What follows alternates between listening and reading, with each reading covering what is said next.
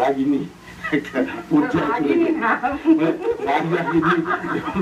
পর্যায়ে একটা গেলে মানুষের আনন্দের ব্যাপার, তাই না? রাগ একটা বিরাট ব্যাপার, ন্যাচারাল জিনিস মানুষ। হ্যাঁ, রাগের মানুষ মানব জাতির মধ্যে নারীর রাগটা হলো বেশি সুন্দর, পুরুষের রাগটা হলো ভয়ঙ্কর বা বিচ্ছিরি, তাই না? নারীর রাগটা সুন্দর, এটা উপভোগ করার মতো, এটা আমি উপভোগ করি। আর তার রাগ করাটা তার মানে সে আনন্দ পায় রাগ করতে, এটা আমার মনে হয়। তো ভাবি, আপনি বলছিলেন যে ছোটখাটো বিষয় নিয়ে রাগের বিষয় হয়, সেখান থেকে অনুরাগ হয় কিনা আমি জানি না। রাগের চেয়ে একটা গান আছে যে রাগের চেয়ে অনুরাগ, কি জানো? সেটাই অনুরাগ। জানেন নাকি গানটা? না, আমি একটা গানটা আমি শোনা নিশ্চয়ই জানেন, আমাদের সামনে বলবেন না। ভাবি আপনাকে গান শোনায় না? গান নিজে তো শোনায় না, মানে গান যারা গান সে পছন্দ করে সেভাবে গান ছাড়ে। আপনি শোনান গান নাকি?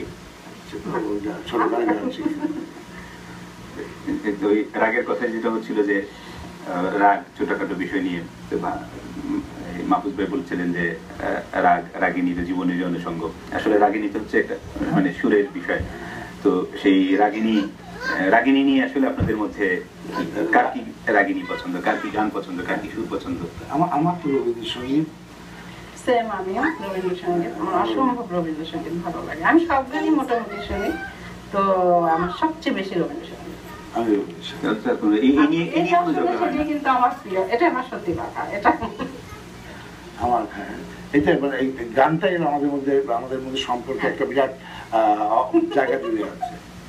গানে গানে আমরা নিজেদের মধ্যে সম্পর্কটা হয়েছে, এবং সেক্ষেত্রে রবীন্দ্রসঙ্গীত বিরাট ভূমিকা রাখে এটাই। এবং রবীন্দ্রসঙ্গীতকে জন্য রবীন্দ্রনাথকে ধন্যবাদ, রবীন্দ্রসঙ্গীতকেও ধন্যবাদ যে রবীন্দ্রসঙ্গীত আমি পছন্দ করি, সে সেটা পছন্দ করতো। এরকম করতে করতে সেও আমাকে পছন্দ করতো, আমি যদি আগে তাকে পছন্দ করেছি।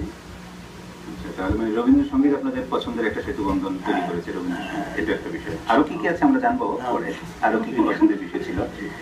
তো ভাবি, আপনাদের তো যে ছোটখাটো বিষয় নিয়ে যে কোন